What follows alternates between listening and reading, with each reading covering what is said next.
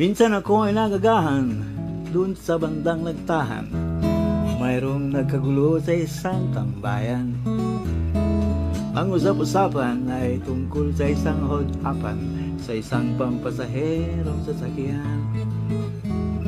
Ang aking nilapitan, tamang-tamang nabutan ang isa sa biktimang nagsalaysay. Sa mukhang bibig niya umamang nanginig, salamat daw at siya'y naiwan pang buhay.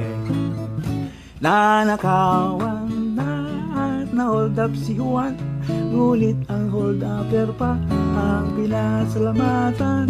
Nabaon sa utang ng bayan ni Juan, ngunit ang nagnakaw pa ang pinalalangalan.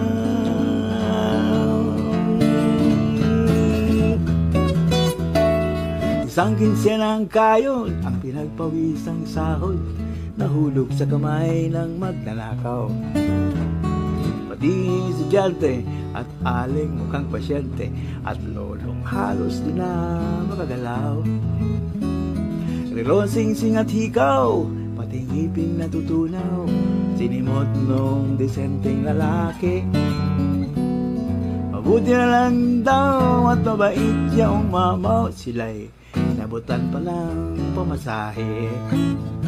Nanakawan na hold up si Juan, at ang hold-upper pa ang pinasalamatan. Nabaon sa utang ang bayan ni Juan, ngunit ang nagnakaw pa ang pinalalangalan. Ngunit minsan namukhang itong kawawang si Juan, ang hold-upper kanya balang kapitbahay. Malimit mag-abuloy ng abubot at borluloy sa may pagtang barangay. Siya ay kwelang-kwela sa timbahan at eskwela, bida kay bishop, kay judge at kapitan. Taon-taon pati may medalya at laki ang magiting at dakilang kawatan. Nanakawan na hold up sa Juan, ngunit ang hold-upper pa ang pinasalamatan. Nabaon sa utang ang bayan ni Juan, ngunit ang nagnakaw pa